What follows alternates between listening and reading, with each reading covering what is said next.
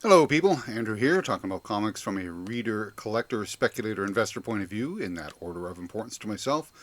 Today I'm continuing on with Fantastic Four, Volume 3. This is part 3, I believe, and it goes from issue 554 to issue 588 from 2008 to 2011. It's primarily broken down by two runs, two creative teams. The first creative team is Mark Millar and Brian Hitch, and the second team is Jonathon Hickman, and he's got a couple of artists with him. Dale Eaglesham and Steve Epting tend to do the art chores for that particular series. So let's start off with the first one. Now, Mark Millar, quality writer, he wrote for 15 issues. This is the first of those 15 issues, issue number 554.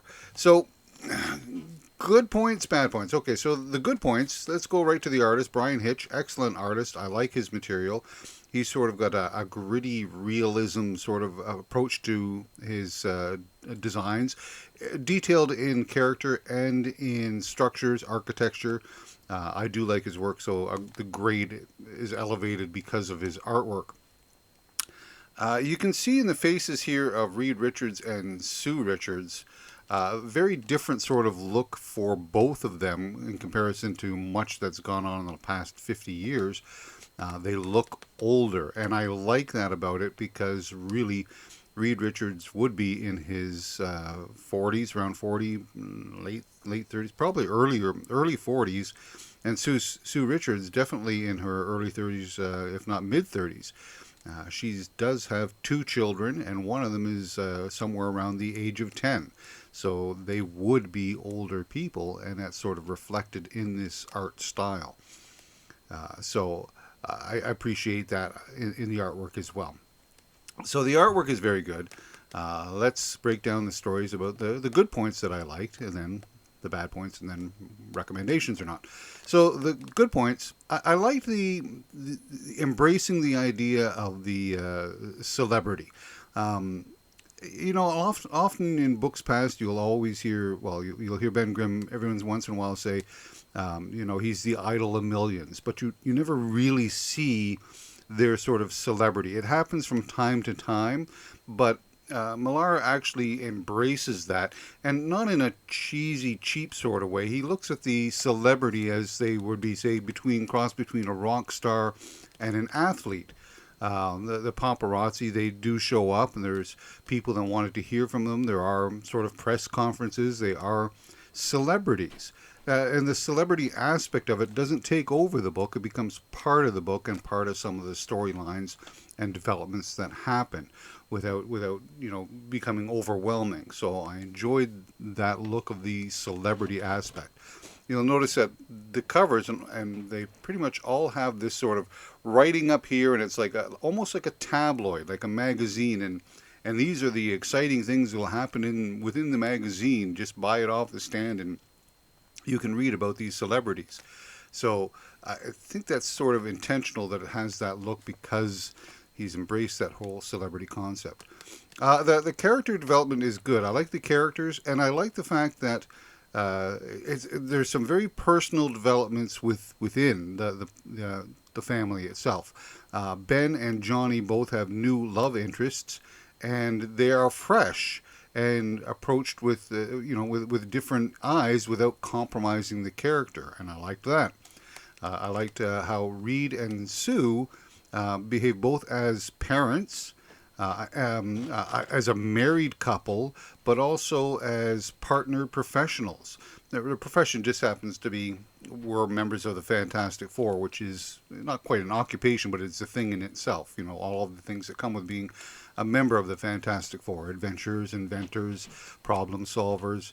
So I think they work well as a married couple, and I think they work well as a partnership. So I really liked all that development that was happening there.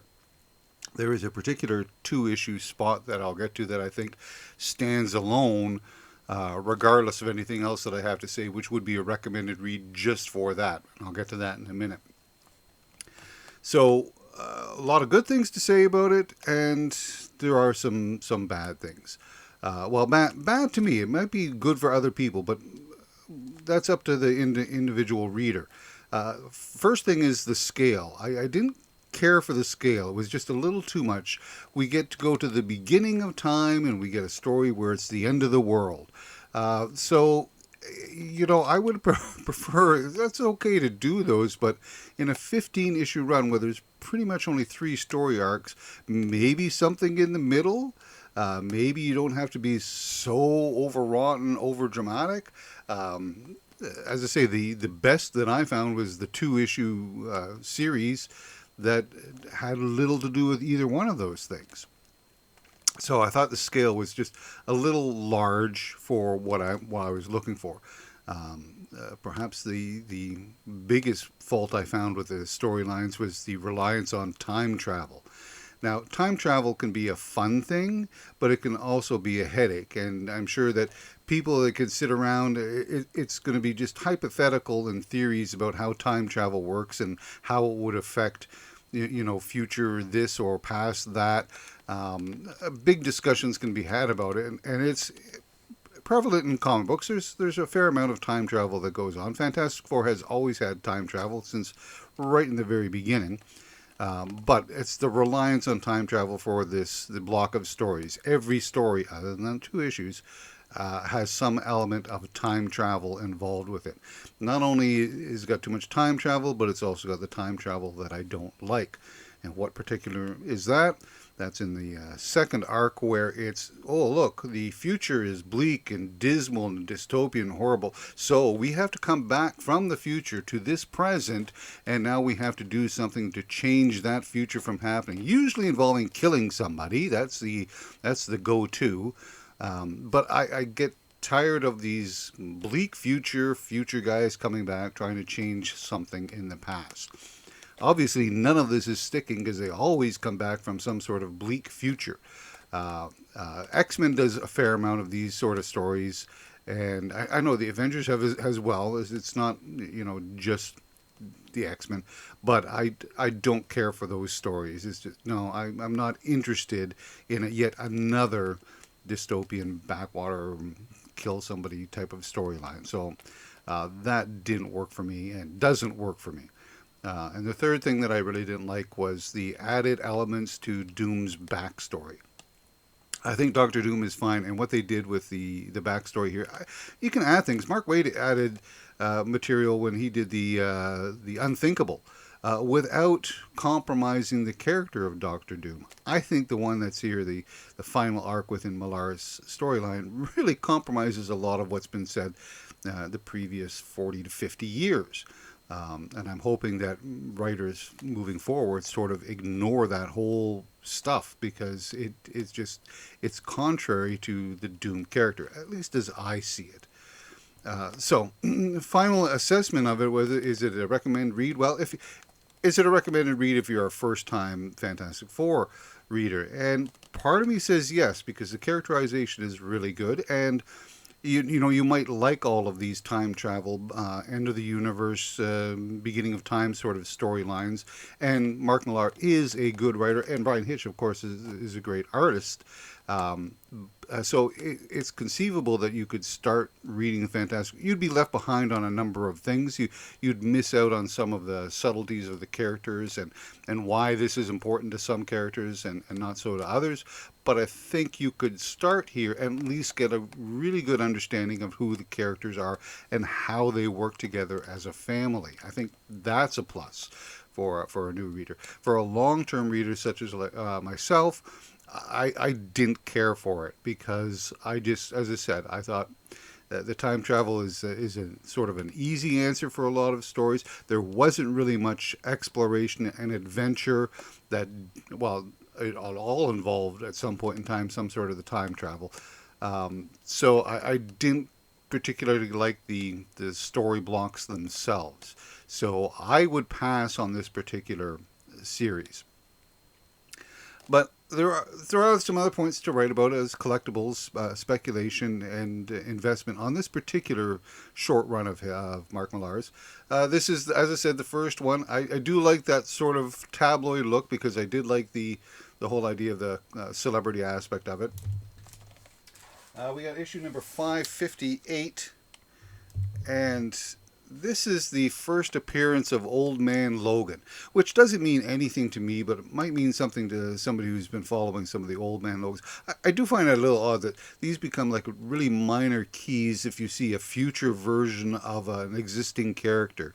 All right, that's been done like so many times, but now for some reason, because Old Man Logan, perhaps because he received his own comic book, perhaps because of the film Logan, which was an excellent film, but depicts him as an older character. Anyways, this is the first appearance of Old Man Logan, issue number 558. As I said, there was a a two-issue story right here between issues 564 and 565. And actually, they say, oh, like nothing so lame as this happens on the cover. But actually, I would appreciate a story as lame as this on the cover. The family getting together around for Thanksgiving. I'd be interested to hear what they have to talk about, what they have to say. But it's not exactly this story. It is the Richards go back to visit somebody that's part of their family, and then the story takes place, a two-part story. What I like about this two-part story and why I recommend it, even though I don't recommend the run itself, is it's really isolated by itself. You don't need to know what's happened before or what's to happen after. It's very much Cthulhu-inspired, and I like it. It's like a little short horror story involving the Fantastic Four, and they don't go off character. It's well developed, and it's interesting. I like what happens in this short story. That was the first part, and that would be the second part. I will point out that you can see that this is Valeria way down here, and Franklin somewhere in here as well as that. Oh, there he is in the middle. So the kids are starting to play a much more prominent role in the family, and I actually like that. I think they finally settled after years and years on what to do with Franklin. He's actually getting a solid character and some character development, and Valeria is very interesting as being like one of the smartest people on the planet. And this would be the final issue in the run, 569. It's a double-sized issue, and it brings to a close Mark Millar's run, which again, unfortunately, there are elements I like, but ultimately I'm not going to recommend this particular run. As far as speculation and investment, there was the Old Man Logan book, which you might want to spec on that. I wouldn't grade any of these particular right now. I might look for the Old Man Logan, and I would read that two issues between 564 and 565. But I don't know that you'd find all of this sort of stuff in the dollar bin, or if it'd be more like the $2 to $5 bin. The print runs on a lot of the Fantastic Four stuff during this time was lower than many, or 50,000 copies perhaps were released of any particular issue. Which is not as much as obviously would have been in the past. They are still a very prominent group, the Fantastic Four. So I don't know if you'd find some of these in the dollar bin or not. You might still find these in the dollar bin. But overall, it's not going to be that expensive to get this 15-issue run of Mark Millar's. Following Mark Millar, as I said, we got Jonathon Hickman. And his run runs from 570 to 588, sort of, but we'll get there. So this is 570, the first John Hickman, and you can see that the Reed and the Sue are back to looking a little bit like they have in the past, which is fine. I appreciated what Brian Hitch did with the characters in the previous run, but I'm fine with them looking very much like they have looked for the last 50 years. It's difficult for Marvel to actually make any of their characters age because it changes the dynamics of the entire universe. If the Fantastic Four age, then all the other characters within the universe, they have to age too if you want to have any sense of continuity or consistency. So the Hickman run, and okay, so here we go with the Hickman run, and the very first little story arc, and it's like, oh, we're going into one of these tropes that I'm not so keen on anymore, and that is the multiverse. The multiverse is much like time travel in that sometimes it can be a lot of fun, but it also leads to a whole whack of questions. Has it always existed? When does a new multiverse develop? Is it just based on broken timelines? How is it possible? Because within this first one, we get to meet the Council of Reeds, which is a collective that seclude themselves in some sort of time bubble, and it's a collection of reeds from all these different multiverses to have this one great think tank. That's the Council of Reeds. And that means that in all of these multiverses, all of the Reed's parents got together at roughly the same time. They had a kid and they named it Reed, which says, okay, so but they look different, they act different. Sometimes they have some different powers. They all have the same smarts, but other stuff. And it's like, okay, so to get those parents together at that particular time in all of these multiverses, when did these multiverses start taking place? Because if you change something that happened 100 years ago, or 200 years ago, whatever, the odds of the two people getting together at roughly that same time and having a kid dramatically change, if not drastically. These are discussions for those that want to discuss about the multiverse, but for story purposes, I just got to sit here and say, let it go. Multiverse exists. We have a Council of Reeds. And what do the Council of Reeds want to do? They want to solve everything.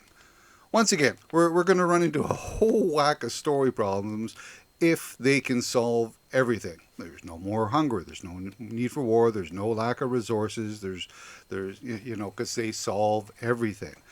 So, as I said, it'll lead to more story problems if this is going on. And this is where we're starting with Jonathon Hickman's run, and I'm thinking, maybe the Fantastic Four is no longer for me, because this kind of science fantasy is not the kind of science fantasy that I'm interested in. So it was, I don't know, is it wrong of me to have a little cheer inside when the Celestials bust up this council and actually cause one of these Reed's heads to explode? I did like the fact that the Celestial said enough of this and tried to break it up, and so this Reed Richards comes back to this particular timeline and decides that he's not going to be part of the Council of Reeds, even as it's being destroyed and what have you. So hopefully we see the last of it, but that's not going to be the case. But nonetheless, so I'm encouraged that Jonathon Hickman doesn't really care for the Council of Reeds, at least that's what it looks like. Following this, we go to New World, which is part of the Millar situation about the dystopian future and blah, blah, blah. And I thought, I really don't want to go here again. I didn't like that concept from Millar. Why am I going to like it here? Because I don't think Jonathon Hickman cared for it the same way either. It's facing bad times.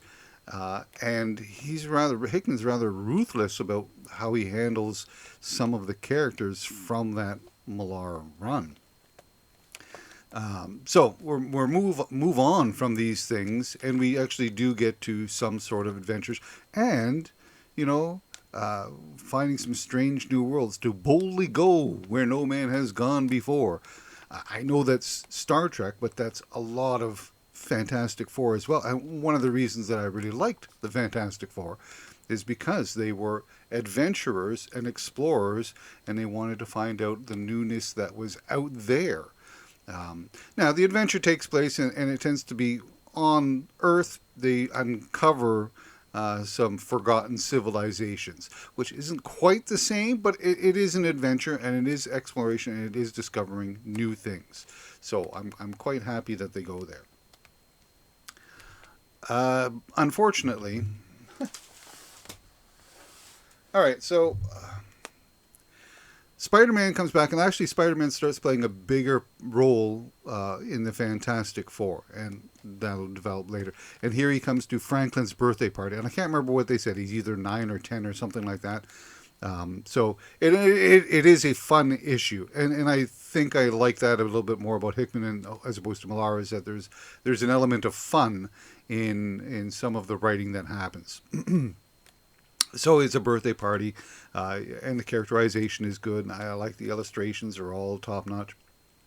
At the end of this particular story, we are introduced to time travel yet again. Somebody from the future has come back and warned little Valeria about some horrible thing that's going to happen in the future unless she takes some precautions now. And that's not really expanded upon. And the future story that does come into some of these issues, it really doesn't have much resolution yet.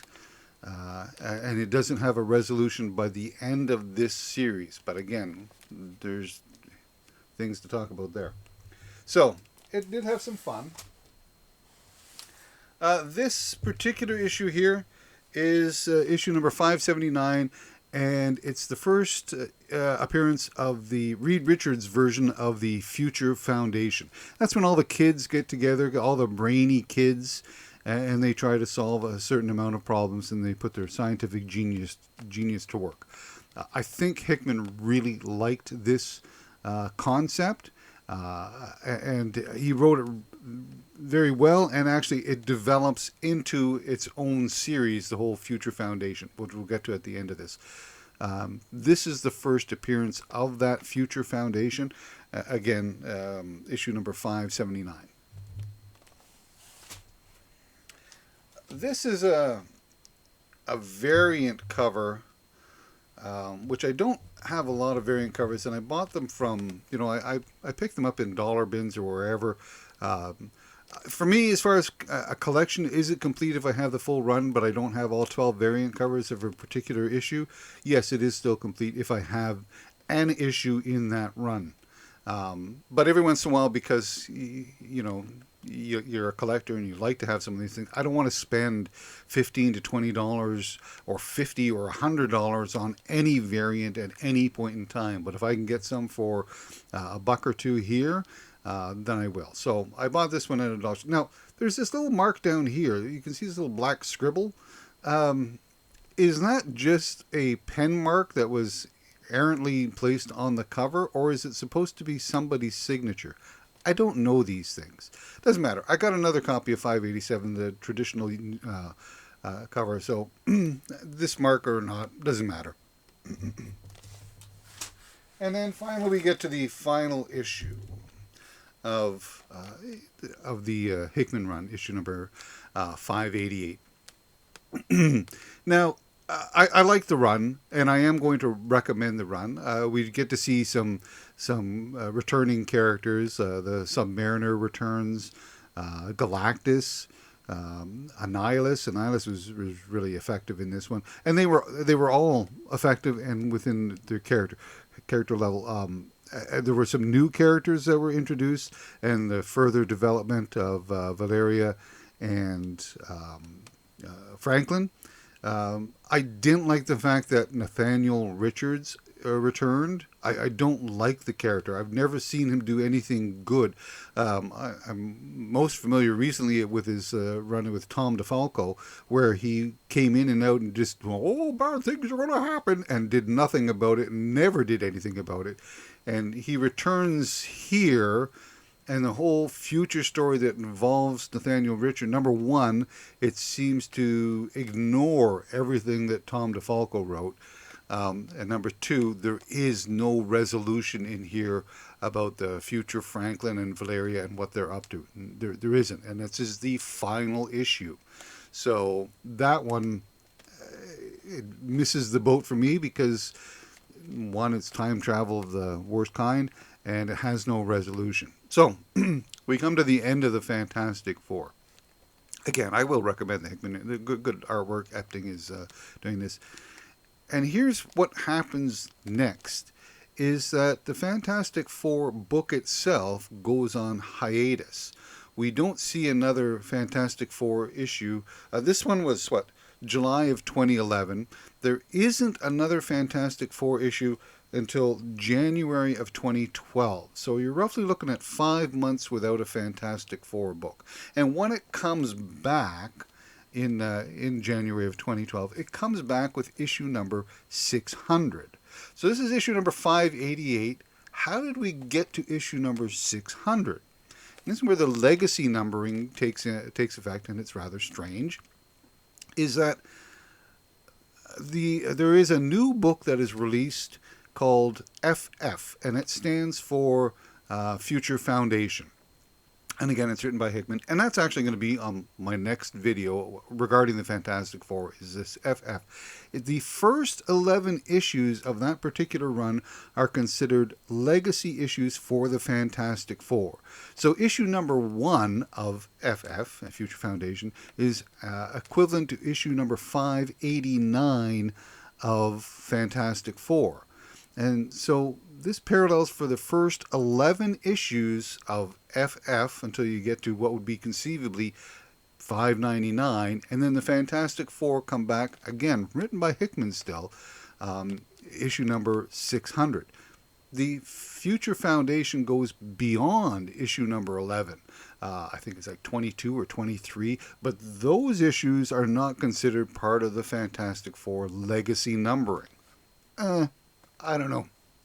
So, although this is the end of this Hickman run and the final issue of Volume 3, it's not the final issue of Volume 3.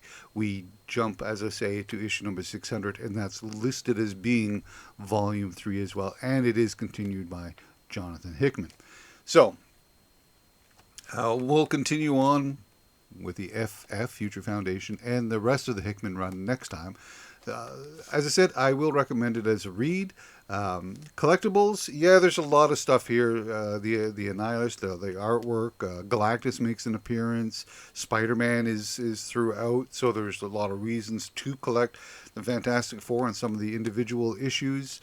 Speculation, you've got the first Future Foundation, a consideration as a spec book. Again, I wouldn't pay a lot for these books. They as I said, they may be priced a little bit more, but even that first issue of the Future Foundation, $5 to $10.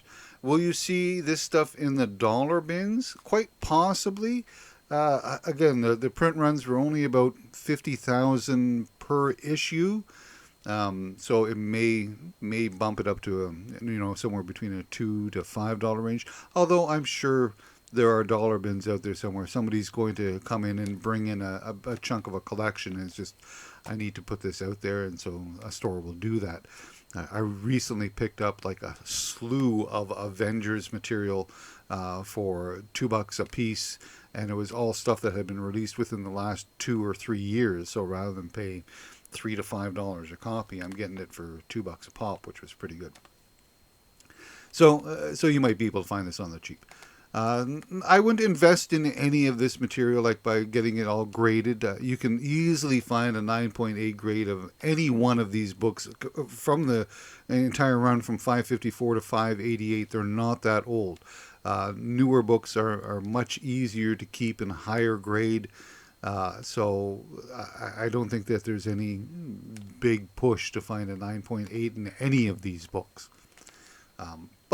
So final thoughts is, as I say, the Millar stuff, other than those 2 issues, which I think are really good, Cthulhu-styled issues, you're on your own with that one. It didn't really work for me too much, so some things I didn't like. The Hickman stuff I liked a little bit better. Started off on a rough start for me, but developed into something that I actually appreciated. The unfortunate thing is, even though it says final issue, Hickman's run is not over. This is not the final issue, and if you want to continue on with the story he's writing, you're going to have to buy Future Foundation and then the following run of Fantastic Four.